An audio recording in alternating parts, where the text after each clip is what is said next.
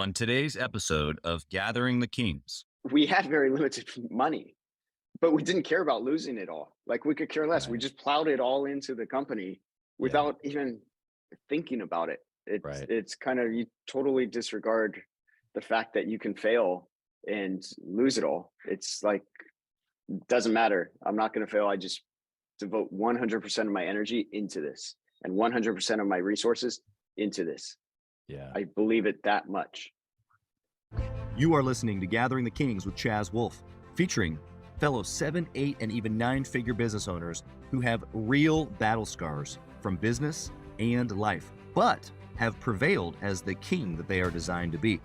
We welcome high-performing entrepreneurs to the stage in order to reveal the real of the real on what it takes to build a successful business today. We dissect the good and bad decisions they've made along the way that give a true and accurate picture of the journey of success and how you too can get there. Through this dialogue, you will learn the value of growing your network and surrounding yourself with power players and kings like today's guest. Grab your pen and notebook because we're about to dive in. All right, everybody. This is Chaz Wolfe, Gathering the Kings podcast. I've got Rick Kostick here on the King stage. How are you? I'm doing great. Thanks, Chaz. Great to be on. I appreciate you being here. This is going to be a fun one because we have not had anybody in your industry here on the show. Retail, yes, a little bit, but man, you guys are crushing it in your industry. I'm so excited for this conversation. Rick, tell us what kind of business that you have, brother. Yeah, we have a beauty business. So that means skincare, makeup, hair care, bath and body. We were recently ranked by Newsweek as the 30th largest website in beauty as a single brand. Wow. And if you look at the ones above us, none of them are independent. We're the top independent brands in terms of our website in the industry, as ranked by Newsweek recent issue. Yeah, congratulations. Thank you. I was just on the site, as I was telling you before we hit the record button here, and some of your products are even fruit-based and all kinds of fun stuff that is super unique. And with me being from an edible arrangements background and everything fruit in that world, you know, I felt like we were a little bit kindred spirits there for a little bit with our fruit offerings, you know, bring a strawberry to the world in lots of different ways, you know. That's right. Well, Rick, I want to know, before we get into your story and kind of how you built this business, and your background is just so unique to me, which I love how it's going to all come together for the listener here. But I want to know why first. What are you doing this for? What's the bigger picture? Why do you push so hard? You've obviously had some immense success, but you're still at it. Why? Yeah, well, early on, the why was, and I fell into the industry because I was actually a computer coder. And I did websites back in the day and did a website for a salon, and that's how I got into it. But I met my current business partners because we looked at the industry, and this was back in 2003, 2004, and we saw all these ingredients used in products that just you don't know how to pronounce. And then when you dig into it and you see the studies on it, you actually realize that these ingredients are causing issues. And, you know, back then it was animal studies, which we don't condone, but they had them, and it was causing issues in animals. And then you wonder why all these, you know, cancer is becoming this major issue with most people. And the problem is that people didn't care what was in their product, and they were just using and trusting the big companies that were producing it. Yeah. And we thought, you know, we want to produce something that's entirely healthy and good for people going to improve their lives. And so the fact that we can do this and again, even though the industry's cleaned up a lot and we led the cleanup of the industry, there's still more room to go. And there's a lot of like misleading information out there that we have to educate on. Yeah. That perspective of blindly trusting, it's not necessarily blind trust. It's just that we had trust, and you can look at that from across the way. You can look at, you know, the food in the aisles of the grocery store. You can look at the makeup. You can look at the hair products. You can look at nutrition products, the stuff that I'm supposed to take after I work out that's supposed to be good for me. Like it's all this, you know, this level of trust that we have because it was branded and because we bought it at a store and we felt really good about it. And so give me, like, okay, so you got this altruistic, I want to help people, I want to save people from cancer. Was it always like that? Or did you fall into that? Is it a combination of that plus something for you, for your family? What what's behind all of that?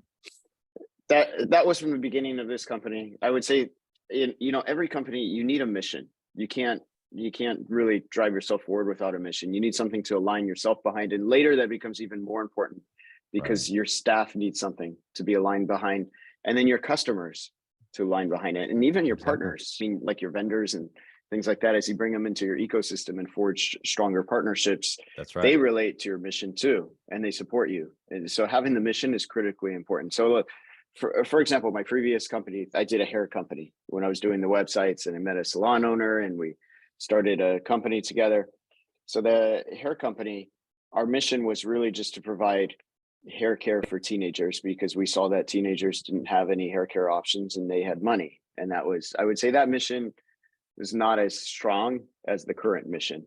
Got it. And, we still got that company, we still got that brand into Sephora back then, and we got it into Nordstrom's.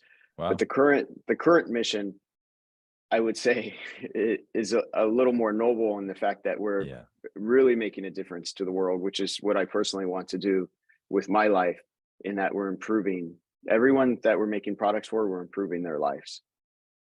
Yeah. It's a big deal, not just to add to their lives, but to literally improve, right? Obviously the makeup or hair care, you get to make them look great and smell good, that type of a thing, but you actually get to add to the benefit of their body, which is really what you're talking about. Right. Exactly. That's incredible. I think that there's probably a lot of people that would love to have that type of mission statement, but maybe they're in a business where it doesn't allow them to connect to a big problem like saving the world from cancer or, something like that. But what would you say to the entrepreneur who's listening right now, who, maybe they build decks, or maybe they do marketing for clients? How do they connect that to something so big like what you've done? You think about your impact. So whether you're building decks, what's the impact? Who are you building decks for?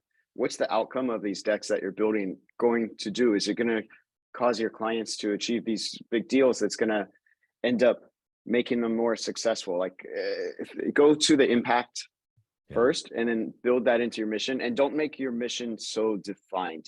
You don't want it to define, because as you grow and you're going to build a successful company, you need this mission a little bit broad so that the strategies you undertake can fall into your mission. And your mission is sort of your guiding light too, because it tells you strategy is not just what you're going to do, but it's also what you are not going to do.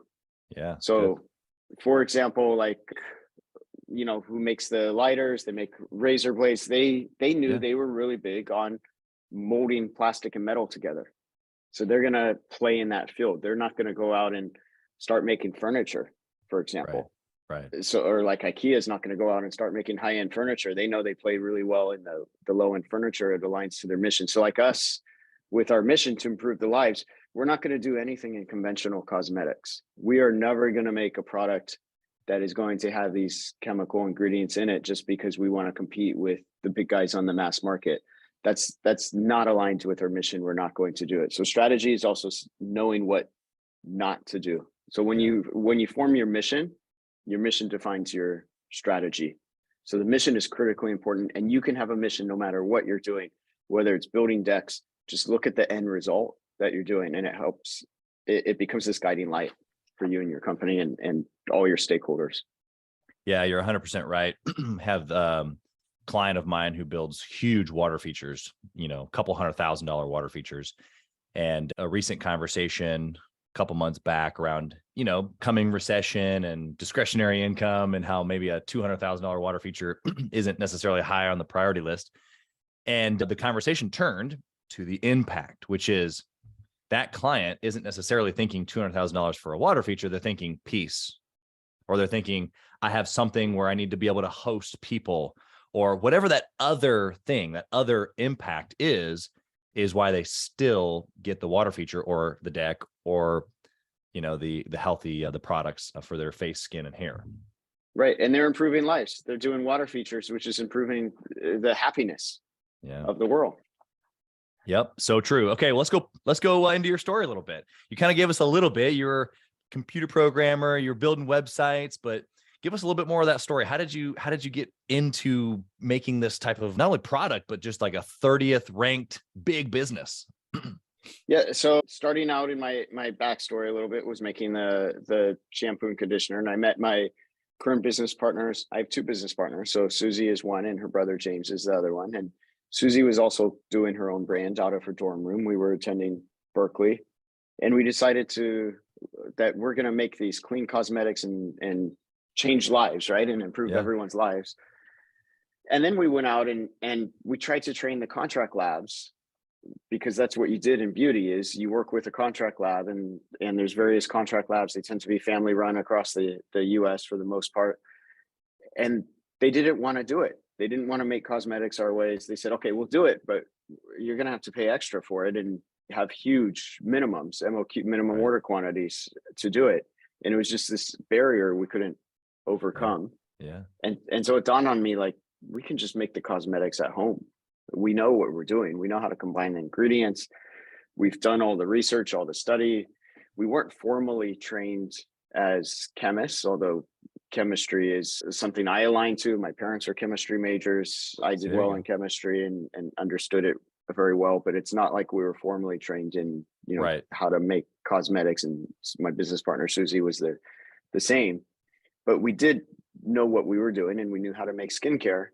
And so we made skincare in our home. We lived together in Napa, California, and we just made 21 skincare products. And then we started selling them to retail doors back then in 2004. And we got one big customer, which gave us our break initially. Yeah. Well, so, I mean, you just gave us like a very fast forwarded version of a lot of success. And so I appreciate this, the overcoming, right, of having this huge barrier entry. I think most people would just, give up, quit. It's too big. I can't handle it. Or it's just not meant to be, whatever their thoughts are. But you didn't. What were you and Susie thinking in that moment where you're just like, no, let's just do it ourselves? Obviously, it was just another thought for you. But was there any gumption there of like, no, we have to do this. Like, we can't let them beat us, anything like that? So being an entrepreneur is doing something with total disregard to your resources. That's right. Kind of what entrepreneurship is. You care less about what you have, or if you have enough to do it, you just do it. And so we knew, okay, I don't have enough money. I can pay these labs to do these products. That's not going to work, but I'm still going to do it. So I'm going to figure out a way. So we go to our local co-op where they sell bulk organic products. It was Rainbow Co-op in San Francisco, and they sell all these bulk ingredients. And we started buying all the bulk ingredients, which is great for skincare, because skincare is made out of, we made our skincare out of food products, and they were selling all the raw organic food products. And we go and we combine it back in, and we buy some oils. We go up to Davis, California, Northern California, and I buy the oils out from a local farmer, and we blend it together and make this incredible skincare. So we did it total disregard to, we didn't have money, but we made it work anyways. Yeah, no, you're 100% right. I love the way that you said it's such a total disregard to your resources. And when you disregard what you have or the box that you're supposed to be in, then your mind now has freedom to be able to solve the problem or go to another place of creativity to be able to figure those things out. Was that, just kind of inside you guys, or was that like a moment in time where you had you drew upon a class that you learned this in? How did you know to do this? Yeah, I don't think it was a class. I think it was inside.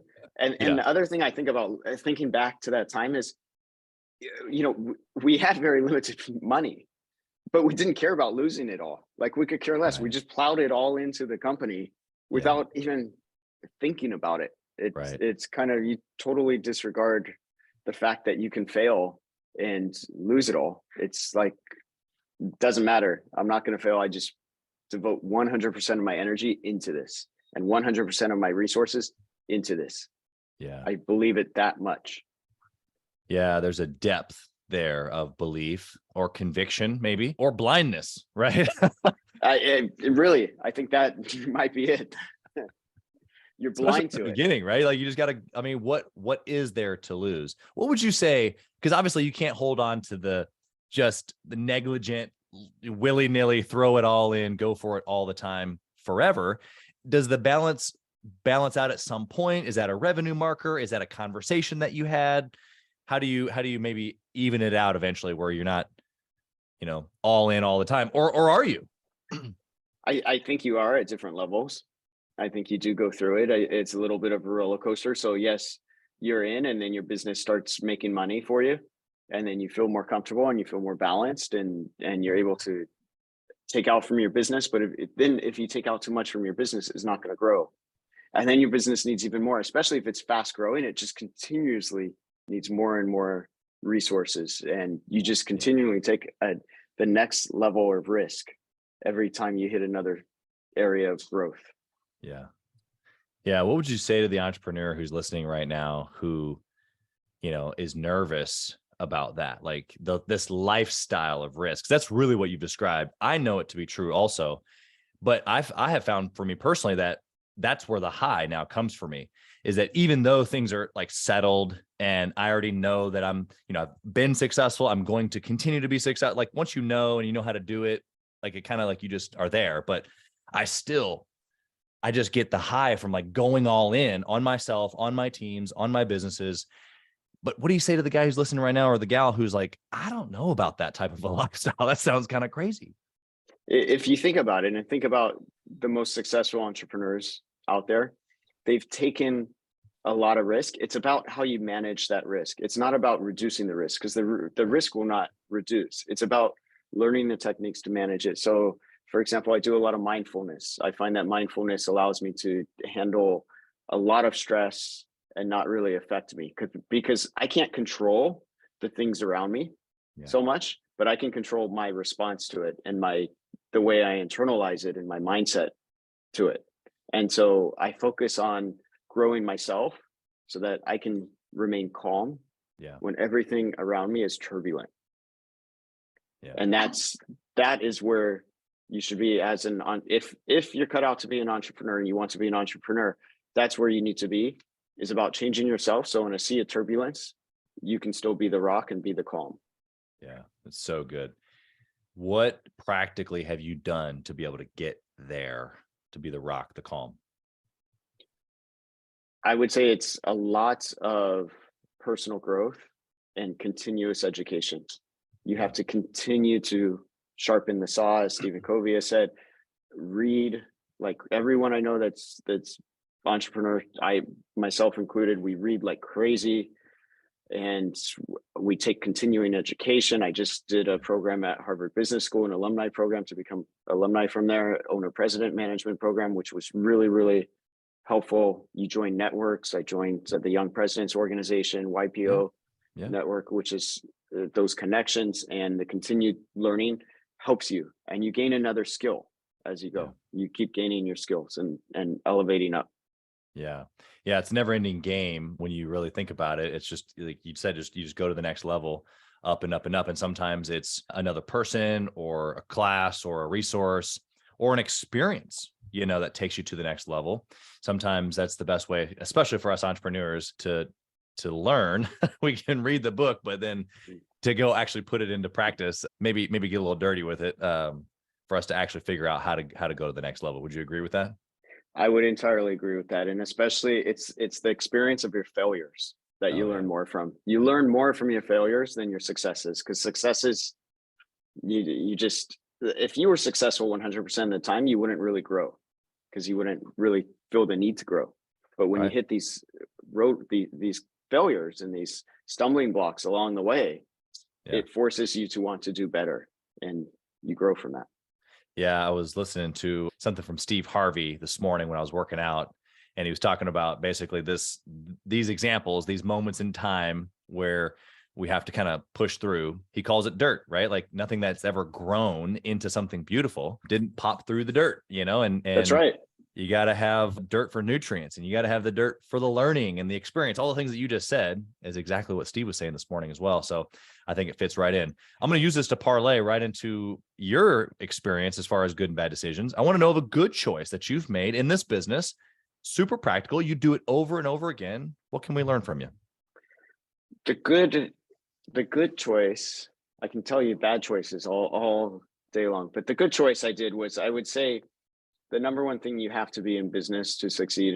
And I do a little bit of angel investing and mentoring to other entrepreneurs. And so I've seen this in other entrepreneurs where it hasn't worked, is the tenacity and the persistence.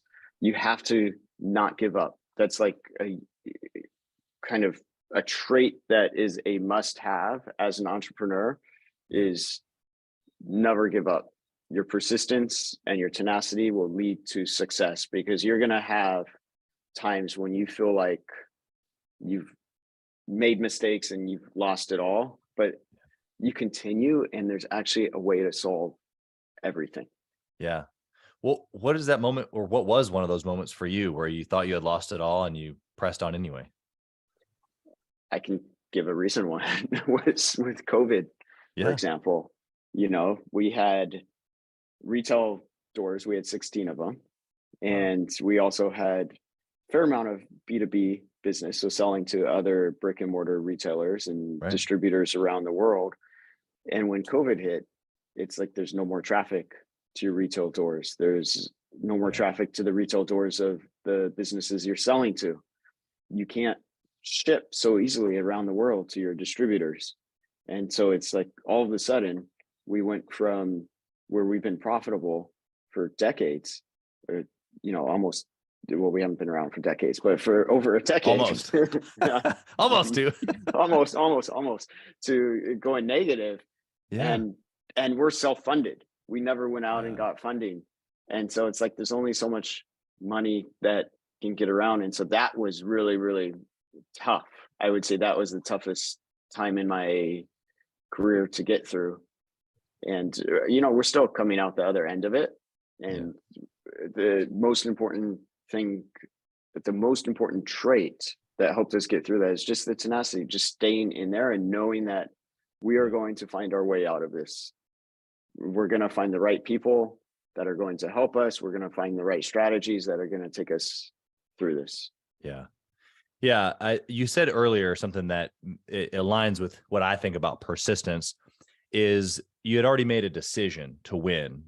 and you said it a little differently a few minutes ago, but basically, if you've already known ahead of time, before COVID, before insert whatever struggle, if you already made the decision that I'm going to figure it out, regardless of whatever resources I have, to your point, then that stick-to-itiveness, along with the creativeness that your brain gets forced into in that moment, because you've literally shoved it into a non-box, so you got to figure this out, it forces you to figure it out. And you did. You're still alive. Here you are. The company didn't die. You didn't die. Like, here we are, you know? And we're actually stronger from it, because we changed around our strategies from that. So we realized what we weren't good at and what we were good at. And we knew we've been doing fulfillment for a company ever since the beginning, you know, with our own warehouse and shipping out packages and things like that. And we're really bad at it. We're really bad. Like, we would take weeks to fulfill orders. Our customers would be upset. Our warehouse was not efficient, and we would be very, you know, probably take 2 to 3 times as long to ship out a package in terms of the cost of labor as a professional. And I never put time into it. I put my time into the marketing side. I put my time into the product side. I didn't put my time into the operations, and I never could find someone that great to oversee the operations that was really good at it. And so we made the strategic decision, let's offload this and partner with a 3PL, get that off, and the 3PL can handle the entire operation. So we made the strategy change to get out of what we're not good at. And then we also made the strategy change that, look, we need to be back into manufacturing, because through our story, we didn't do contract labs. We made stuff ourselves, but over the years, we went out of manufacturing. And that was a big mistake in terms of mistakes. It was probably one of our biggest mistakes as a company. But because of this whole COVID thing, it accelerated us bringing back the manufacturing under our roof. And that's been a good thing. So, and we've cut expenses like crazy, because we needed to manage our cash and manage our finances. And so we're now a much leaner, stronger, robust company. More focused as well. I love all of those results that you were able to get out of that. I want to just, obviously point out to the listener that those were good decisions that you made through those moments of like, ooh, I don't know if we're going to survive. And it's those moments that then forced you to think differently that then led to those good decisions. I want to flip the coin here to the bad decision. Are you going to go with the manufacturing and getting away from it? Or was there something else that came to your mind as far as just a terrible, did not work out at all? So what was interesting with the bad decision of manufacturing, so we did the manufacturing, and as we grew and moved warehouse to warehouse, we'd always take the manufacturing with us. And then we realized that, you know what, we always talk to the PE guys, the private equity, and to the venture capital, and a lot of them told us that we should get out of manufacturing. And it made us think, are we doing the right thing by being in manufacturing? Right. And it was a little bit of a headache, the manufacturing, in that it was tough to scale. And we also had Susie's brother, James, my partner. He also was sometimes injuring himself in manufacturing, which just added to the reasons to get out of manufacturing. Like he dropped things on his toes, or he spilled hot water on himself, or things of that. He climbed up the pallet racks, and which he should never do. We tell our staff he can't do, but he did it and he fell. Yeah. So it's like all this stuff was happening to manufacturing. So we made the decision, let's stop manufacturing and let's use contract. Let's follow the advice of these private equity folks telling us to get out of it. They know what they're talking about, is what we thought. And so we did that. And what ended up happening is these contract labs, they're not as good on the innovation. So we lost our innovation edge. We actually trained them how to do a lot of the innovation in the clean space, which then you notice there's this, in my industry, there's this rise of clean beauty brands. You have hundreds of them rising up. They're all using the contract labs that we moved to, that we trained on how to preserve, how to emulsify, all the challenging things around clean beauty that we trained on, they were doing. And so that was the big mistake, is we lost our innovation edge. And then they deprioritized us because we're not, we've done well and grown to a certain size, but we're not the biggest brand out there. There's bigger brands. And so we were deprioritized in their factory schedules. And especially through COVID, they took forever to supply us, or, we're talking like we would issue a PO to them and it wouldn't ship for a year, which just destroys your business, because your customers, especially in beauty, they're fickle. If they can't get the product they want, they're going to a competitor. Oh yeah. And so that really hurt our business. So the worst decision we made as a company was getting out of manufacturing, which is now we have our renewed energy, renewed effort, building it back. And we will become the biggest clean beauty manufacturer in the world. That's what I aim for us to do. And again, it's about that mission, improving the lives of people. So not only are we manufacturing for ourselves, but we're also manufacturing for other brands as well. So not just 100% pure. And we're also incubating new brands along with that. So Susie, she thinks up all the ideas. We have these new concepts that we're bringing to the market around, I'll give you just a teaser, flower pigments we've been playing with to put flower, because we put fruit pigments into makeup that's under 100% pure. Now we've been playing with flower pigments, not just for the makeup, but also there's a lot of beneficial exotic ingredients of flowers that are good for the skin. And we're putting that into skincare. So we're able to bring these new brands to market and plug them into our platform of manufacturing. And we've also done really well in China as well. It's quite incredible, is that the China business is up 200% year over year for us. Wow. And I formed a subsidiary in China to manage that. So I feel like instead of just being a single brand, you always, and this is kind of for every entrepreneur out there, you want to see about how you can eventually structure your business into a platform that you can grow. If you really want to truly grow into a big business, you want to see how you can build a platform that you can plug other businesses down the line into. And I feel like that's what we're doing with we have the manufacturing, and then we have the distribution, whether it's through China or through our B2B network. And we also have the digital marketing expertise. So we can pretty much plug brands into this platform and make them from this level into much more successful. Yeah. Yeah, that's incredible, especially since you've been able to take some of those moments where, in essence, what you described with the manufacturing, it was you had given away so much control that it just enabled you to not be nimble. And so I think that there's some reasons that an entrepreneur should let go of control, right? When we hire somebody, we let go of control. But you made a great point of there's certain angles or certain maybe sections of the business that maybe you always need to have control over so that innovation doesn't die, especially if that's a core value, especially if that's like part of your industry where you're like leading the industry. You probably shouldn't give that away. What were you going to say? There's another one related to what you're saying, is that one of the things I did. So you always think to hire people, right? As you grow, hire people to do things and delegate. Delegate and elevate is the common phrase.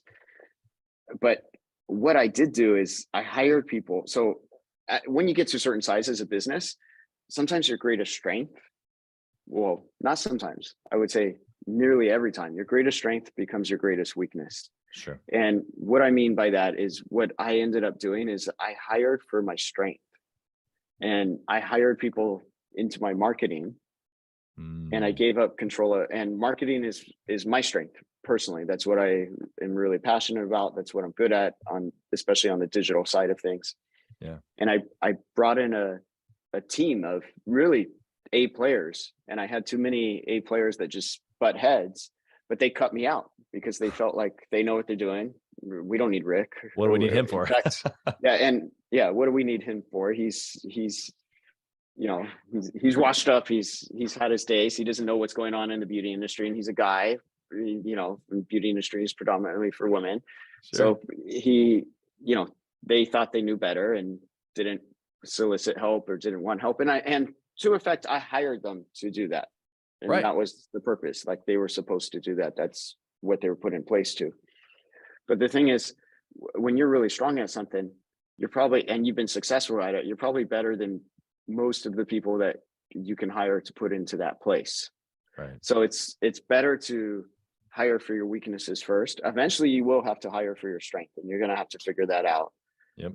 But it would have been better if I focused on, say, operations. And I brought in people to do operations because that's not where I am not strong on operations, and I haven't had the right people in the operations to make that a strength of ours. Because you can actually build a competitive company by having really strong operations. Oh, yeah. But I didn't do that, and I hired for my strength. So your greatest strength could become your weakness, and I did it, unfortunately, earlier than was necessary by focusing on the who, not the how. Bringing in the people for marketing, I should have brought in the people for the ops pieces. Yeah.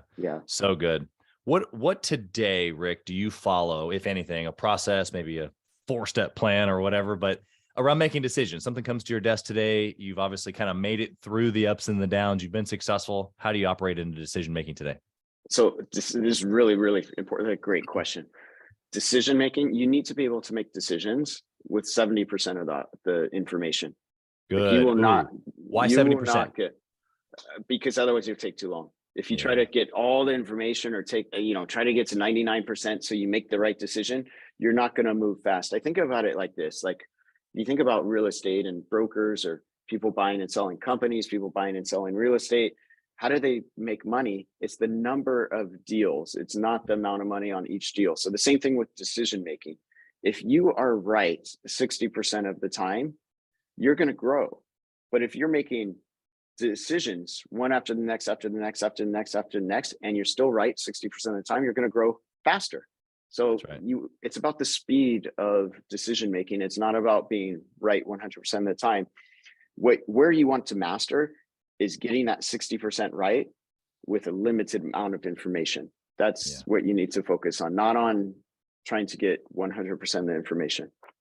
Yeah. It's so interesting. I mean, obviously I've heard speed is your friend, speed is the new currency, like all of these things, right? But as you were saying that, what it made me think about is there are a lot of times, usually in the fall, I'll go elk hunting. My dad and I go out somewhere west, and we're bow hunters, and we're hunting for elk. And so in the summer, I'm shooting my bow, trying to really just dial it in, make sure that I'm confident. I'll hold it back for, minutes and minutes just to make sure my back is strong, and just all the things that way when you're in the moment, you're good. Like, you don't want to destroy that one individual moment. Right. And so I liken that to the decision moment that you're talking about. and all these preparations that you can do ahead of time. But in the moment, sometimes you don't have this clear shot and all this time to prepare and be able to breathe all the way in and all the way out. Like, it's just not perfect like that most times. And so a lot of times in my practice is I will pull up, find my site, and let it go. Like, it's not perfect. It probably is not going to be like, as long as I'm just there. And that's how I'll practice a lot of times, is what you're saying. Can I be pretty close most of the time with only a split-second decision? Like, pull it up, aim, fire, right? Mm-hmm. And not taking my time and not breathing and not making sure that everything's perfect in the air and this, that, or the other. Because in those moments, it's if you can maximize that, because it's going to happen over and over and over again. If you can maximize those moments, what you're saying is that you win. Would you like to add anything to that? Yeah. And also it gets a little more complex when you're making decisions with other people or with teams. And if you're the CEO, the founder, and you're making the final decision, one of the best practices I find is that you wield a lot of influence, whether you think about it or not, and you're going to sway people. So you never want to speak first. You always want to speak last. So you get out from all your people. They're allowed to talk their opinions and how they feel and how they would decide.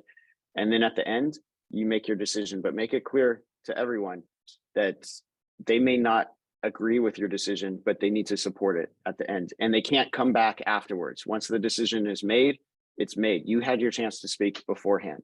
You can't have held something back during that discussion and then tell me after the meeting, walking down the hall, that you had this other thought. That's like, no, not allowed. So decisions need to be, you make them final and you speak last.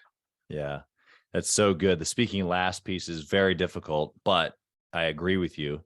And also too, I love what you said there, because if you set the expectation of like a decision's been made, we're not going to come back on it, then what that does is it firms up the aim, the mission that you've already described several minutes ago. It's like, man, no, this is where we're going.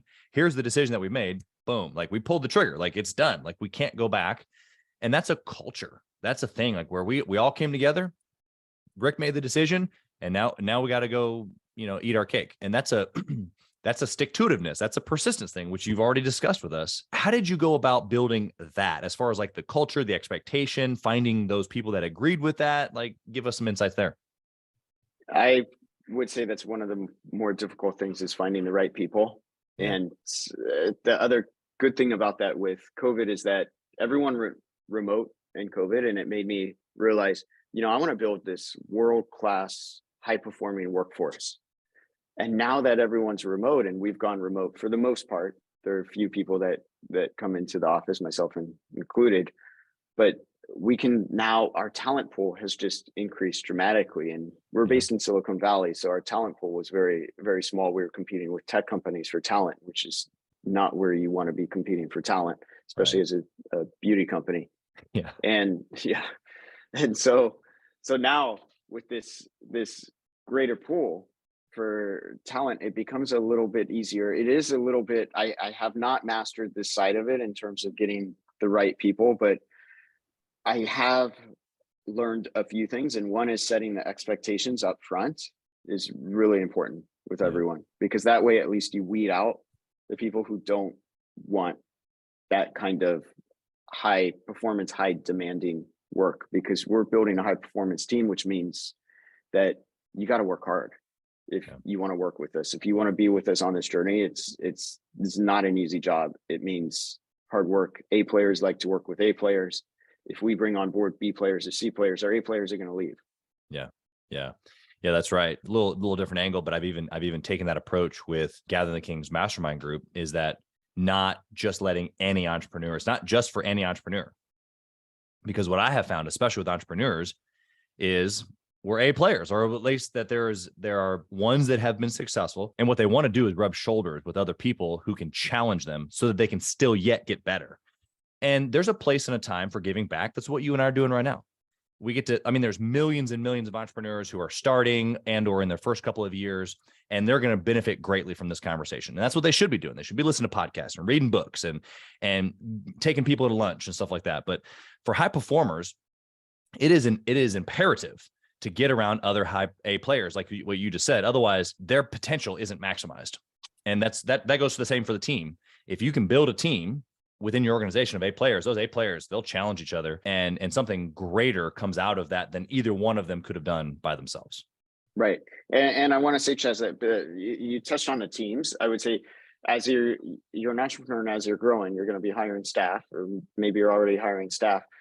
The building a team is kind of a critical piece to being successful. But I would say, from my perspective, the most important person to have on that team is the team leader, and really focusing your energy on that team leader. That team leader is your most critical hire. You can get the best team leader, can turn mediocre people into great people. Oh yeah. But your team leader has to be great. Your team leader has to be that A person. Yeah, 100%. Love it. All right, let's go to the speed round real quick here. My first question is about KPI. What's the most important KPI, or what's the one that you would choose to track over and over if you could only pick one? This is a really good question. I love KPIs. And there's one KPI, I want to say I'm anti KPI right now. Okay. That I want to lead with, because I know a lot of other digital marketers, they like live and breathe by this KPI, and it's ROAS. I do not believe I'm anti ROAS at the moment. And I tell every single agency, every single partner about this, and they're so shocked, because they're always trying to win your business by saying, oh, we can get you 4 ROAS, we can get you 8 ROAS, we can get you, so it's not ROAS, just to eliminate one. But I would say the most important KPI for the business as a whole, this is a really challenging question, because I have it for different pieces of the business. I don't know if it's trees we plant, because we plant a tree with every order. So that's a good KPI. Because cool. The more trees you plant, then the more orders you have, and the business is successful. So it might be, as for the business as a whole, like the number of trees we plant, for example. But I think ultimately our top KPI that I use as a company is the Net Promoter Score, the NPS. Ooh, yeah, very good. And I not able to apply this across the board. I can apply it on our website. I can apply it in our retail doors. It's a little more difficult through channels like Amazon and your B2B. But this is the KPI I go to, because this shows me how well am I delivering on my mission to my customers. Am I really improving their lives? Are they feeling it? Are there things I'm doing that I need to change? So I really love the NPS, because you hear from your front lines direct coming back.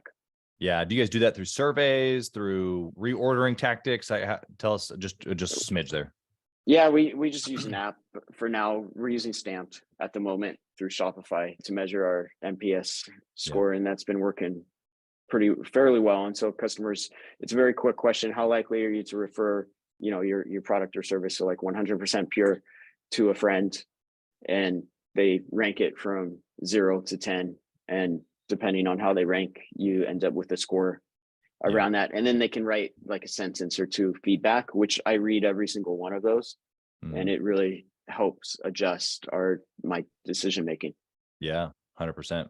Yeah, referrals obviously are the lifeblood, and every business can understand that, whether they have a net promoter score or not. It's, are you getting referrals? Yeah, that's the easy way to say it. What book would you recommend, Rick, for a business owner trying to grow? I'll recommend a book, but also I want to recommend, because I touched on teams, there's a case study, a Harvard Business Review's case study, Project Oxygen. I recommend reading this case study. I read it when I was at Harvard, and it was Google spent $20 million on this case study. And this is where they found out the benefit of team managers and how important the team leaders are to a team. So I recommend that case study. It's called Project Oxygen, or you can probably Google it and find some material around it. And then books, a related book actually is John Doerr is the name, and his Measure What Matters is the book. And it's how he created the OKR system, which he brought to Google when they were 30 employees. Wow. And Google used the OKR system, and objective key result is what OKR stands for. And now a lot of companies use this to help set your goals, and you set these aspirational goals. That's the difference with the OKR system and with like your regular KPIs, is your OKRs are very aspirational. So it makes you 10x yourself, and it gets your staff and your team to 10x themselves. When you're thinking about a 10x goal, and say you only achieve a portion to that goal at the end of the day, that's still a lot more than if you set your bar a lot lower with a regular goal. Yeah. Yeah, I love that. There's some limiting beliefs around not wanting to disappoint yourself without setting those really, really big targets. I love it. What do you think about intentionally networking or masterminding with other entrepreneurs? Necessary thing, absolutely necessary. And you should always get yourself a mentor. Be a mentor is giving back. So be a mentor, get a mentor. Coaches, I've worked with a coach. I'm in the middle of not working with a coach right now, but usually I have a business or personal coach to help you along that journey. Being part of networks. I'm a member of, Young Presidents Organization, YPO. So whether it's EO, YPO, or there's other organizations to join in your industry, highly, highly recommend, because it's the strength of your network is, I would say, is entirely aligns with the strength of your business growth. So the stronger you get your network, the more successful you're going to become. So really focus on building your network. It's huge. Huge. Okay. I got one last question here for you, Rick. You ready? Yes. If you could whisper in the younger Rick's ear, what would you say? Wow. That's deep. That is a really deep question. If I could whisper, tell me something that could potentially change my whole course of future, what would that be? I would say this.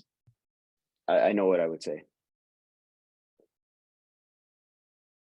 Trust yourself. Believe in yourself. And the reason I would say this is because confidence is a very, very important skill or belief to have in order to achieve success. You have to have confidence in yourself. With confidence, you can achieve anything, but you need that confidence. So, and there are times in your journey where your confidence, because of the mistakes you make, like when COVID happened and all the retail stores I spent money building and put a ton of energy in, started, going the opposite direction. It's just wipes away all that confidence. You're like, wow, I was really bad. I made some really bad mistakes. Right. And it's hard to get back that confidence, but you can get it back. But if you could maintain that confidence your whole time, you can achieve even greater levels of success. Yeah. So good. You have been extremely valuable here today, not only to our listeners, but to me. I just really appreciate everything that you've given. How can the listener find you, Rick? Whether they obviously, please drop website. How can they shop from you? I want to know that, and maybe some different unique things that you can promote there, but also how can they find you as an individual? Maybe they want to reach out and pick your brain. Yeah. Thanks, Chaz. They can go to 100 and then spell out percent and then PURE 100% pure.com. So that's our biggest brand, our website, the brand I founded in 2004. Love it. And 100% pure.com, 100% pure.com.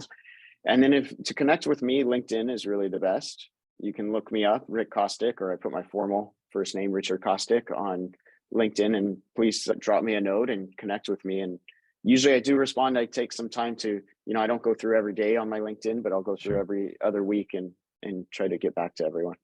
Yeah, really, really appreciate that opportunity. We'll put the website, obviously your LinkedIn link as well in the show notes.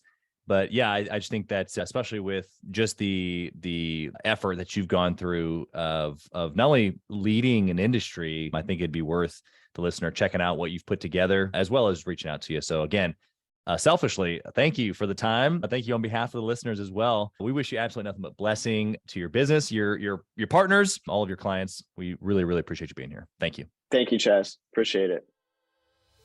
Thank you for listening to Gathering the Kings today. I hope that you were able to pull out a few nuggets to go apply into your business right away. More importantly, though, I hope that you're realizing that it takes more to be successful than just being by yourself, doing it all on your own, carrying the weight all by yourself. What I have realized, not only in my own journey from multiple businesses and multiple different industries, and now interviewing literally over 200 or 300 other very successful 7, 8, and 9-figure business owners, is that it's tough to do it alone. And so Gathering the Kings literally exists to bring together successful entrepreneurs. In fact, we are putting together 1,000 kings, specifically who are grateful but not done. We're intentionally assembling kings who fight tooth and nail for their business, family, and communities. And here's what we believe, that in the pursuit of excellence in those areas, that it ignites within us the responsibility to govern power and forge a lasting legacy. So if that relates and resonates with you, and you know that you need people around you, sharp, qualified, other very successful business owners, I want you to go to gatheringthekings.com. I want you to take a look at what we're doing and see if it makes sense for you to be part of our pursuit to 1,000 kings. Talk soon.